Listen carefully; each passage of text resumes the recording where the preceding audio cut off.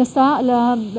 میوانێکی بەڕێزم لەگەڵ دەبێت لە دوهۆکەوە لەگەڵ بەڕێزیان لەبارەیەم بابەتانەوە زیاتر قسە دەکەم. بەڕێز دکتۆر جەمال عەلی حەسەن ڕاگری کۆلیژی ئەندازیاری تەکنیکی دوهۆک و پسپۆر لە بواری جیۆلۆژی میوانمە. دکتۆر جەمال ئەم کاتت باش گۆڕی بوومەلەرزەکەی تورکیا و باکووری کوردستان و هەروە سووریا بە شێوازێک بووە کە ئەو باڵەخانانە بەو گەورەی خۆیانەوە دادەڕوخێن و ژمارەی زۆری قوربانی و برینداری لێکەوتۆتەوە. پێشبەنی ڕووداوێکی سروشتی لەم جۆرە چۆن دەکرێت و چی بکرێت بۆی کە ئاماری قوربانیان و گیان لە دەستان کەم ببێتەوە لە ڕووداوی لەم جۆرەدا؟ سپاس دەست پێکێ سەرخۆشیە قوربانیت بیڤەلەرزە شەوێدی دکەین و داخوازە ساخی و سەڵامەتیە بۆ بریندارە دکەین. پڕاستی ئەو زلزالەکە شەوێدی چێبووی ئێکشوا زلزالێت زۆر پێز بوون کە ڕوویدای لێ دۆماهێکێل ناوچێ ئەگەرێ سەرەکی وێ زلزالێت زڤریتەوە بۆ حرەکە پلێتە کە پلێتی عەرەبی ئەوێت ئەمر سەر حرەکت کرد بۆ بەرەف شیمالی و پلێتێکی هەیلوێرە ئەنادۆڵ بێژنێ ئەو بەرەف غەربیت چیتن ناو بەیناوە هەردوو پلێتادا سنوورێک هەیە. ئەو سنوور ئەف بیڤەلەرزێت چێبوون کە شەوێدی هەمی لوی سنووری چێبوون کە بیتە باوەندەری بتوین تو پلێتس ئەو گەلە خەتەرە و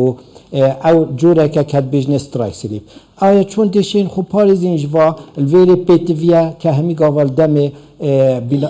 ئاواکردنا خانی یان باڵەخانە یان چه پرۆژێکتی دەوێتن پرۆژە دەوێتن پێگیریە بیلدینگ کۆدسکەین کەوێت ئەو خانی یان ئەو باڵەخانە مقاومە زلزالێ بکەتن. باشە ئەو پلێتانێکەوە ئاماژەتان پێ کرد ئەو شارانەی کە بوومەلەرزەکە تێیدا ڕووی داوە دەکەونە سەر ئەو هێڵەوە کە ئێستا ئێوە ئاماژەتان پێ کرد ئەمە تاکوێ درێژە بێتەوە قوڵایەکەی چەندە؟ بەڵێ ئەبخۆ ڕاستی ئەو سنووری درێژە کە دوو پلێتی سەرەکینە هەردوو پلێت ئەو چیتن هەرش تقريبا نزيكي بن عفري غازي عنتاب تيتا خاري هتات جهتا آفي او ايك شوية كد بيجني إس أناطوليان فولت كباوندرية يان سنورة ناف بينا بليت عربي و بليت أناضول حركة سترايك سليب والويرة چبوي او هميش ويرة چبوي او بيولرزا چبوي كا هزاوي 7.8 بول دست بيكي تقريبا ساعة 4 و 10 و پشتینگه هاتا خارفه پشتینگه بو 6.7 پشتینگه بو 5.6 و هاتی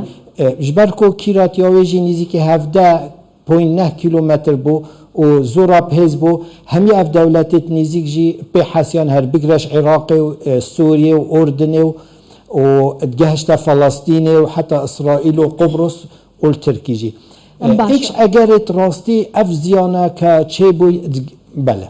باش ئەوەی کاماژەتان پێ کرد ئەو مەترسیانە ئایا ئێستا هەر لەسەر ئەو هێڵەی بوومەلەرزە ماوە تا ئێستا 50 پاش لەرزە لە دوای ئەو 5 بوومەلەرزەوە ڕوویدا ئەگەری هەیە جارێکی دیکە بوومەلەرزێک بەو گوڕە لەو سەر ئەو هێڵە ڕوو بداتەوە؟ بەڕاستی ئەمە ینی پرسیارێکی ڕاستی گرنگە مەدوێت پتر ڕوونکەین پیش بینی بزلزاله نایته کردن یعنی ام نشیم بجین دی صبحی آن دوز به زلزاله کدی چه بیان پشتی ساعته کدی نه ام چین بجین کنگی دی چه بید نرچه کیراتی عمق دبث نرچه حس نرچه وقت بس او جهت که مترسی ام چین دست نشان کن الدیف وی داتایت که او تقریبا 120 ساله که آمیر قیاس زلزال درکتی ام واهمیا تسقیط کن ام دشین بجین اف خطه مترسیال سرهی بس کنگی چه بیتن نه اجبر هنده مادم ام نشین و جهوی بزانین کنترولا وقتی جهی کیراتی هزب کن بیت ویه اف خانیت ام چه کن همیا مقاومه زلزال تیدا بید که هر نوچه که قیمت که هی بو زلزال که چنده فلویر وقتی خواهین تیتا آوا کرن دوید تصمیم توی بگیریه بیلدینگ کودت که تایبت بتم زلزاله اجبرنده امسح کینه اکش و تفسیرت مبو و لای سوریه که گل قربانی هبون و طبعا اگر یا سرکی هر دمینت هزا زلزاله بس یادی تر اوه که خانیت واجی چه بیت هنت قوی نبن مقاومه و زلزاله نبید فدی بینی گل کتن واگوندت نیزی که عفرینه و الکردستان و سوریه گلک ضرر چه بو جبر خانیت واجی پوی هزینین مقاومه بکن باشە. بند نقطه که گله گرنگه که پیگیری بیلدینگ کود صاحب کرد. بالا دکتور جمال دەگوترێت کە لە دوای ئاڕوودانی بوومەلەرزە بۆ ئەو گۆڕانکاریانەی کە لە خانەکانی زەوی لە خوارەوە ڕوودەدات لە قوڵاوی زەوی ئەگەری ڕوودانی کارەساتی سروشتی هەیە بە تایبەتی کە ئێستا وەرزی سەرما و بارانبارینە ئایم ئەگەرانە دەکرێت بڵێن پێشبینی دەکرێت کە ڕوو بدات؟ راستی تا استا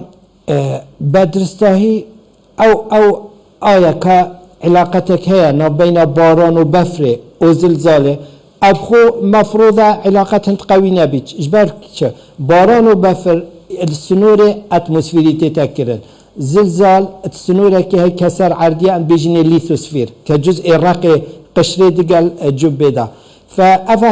هردو دو او جوازن بس قال عندي ديارة شبيتن ده تأثير كتن بر وزني كاف آفا وقت تيتن جبر بليتات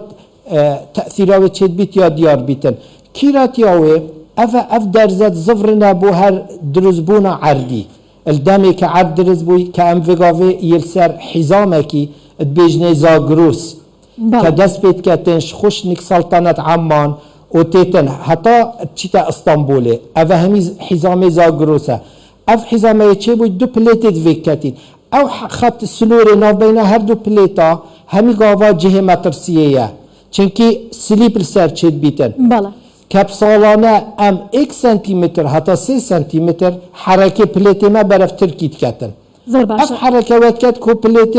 انادول جی برف غربی بچیتن زۆرترین زەرەر و زیانەکان لەو باڵەخانە بەرزانەدا بوونە کە هاوڵاتیانی تێدا نیشتەجێ بوون و دواتر ئێستاش ژمارەیەکیان هەر لە بن باڵەخانەکاندا ماونەتەوە. مەرجە گرنگە ستانداردەکان چین بۆ دروستکردنی بیناسازی بە تایبەتی لەو ناوچانەی کە لەسەر هێڵی مەترسی ڕوودانی بوومەلەرزەن و هەرمی کوردستان چۆن دەبێت ئەم بابەتە لە بەرچاو بگیرێت؟ بله راستی هر نوچه که قوتك زلزالي هاي هيزك زلزالي دهيتن فهر نوچه که دي جواز بيتن بيتفيل هر نوچه که کاتی که آوایک دیتا آوا کرن یا پروژکت دیتا دانان سحکن کالوی الوی باجری چنده دائما ام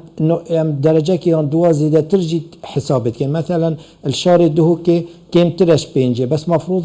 وقت الخانی دهو که بین آوا کرن حتی ششیجی حسابو هنده بکد که زیده تر بی داخانی نهرفن اوه خالد گرنگه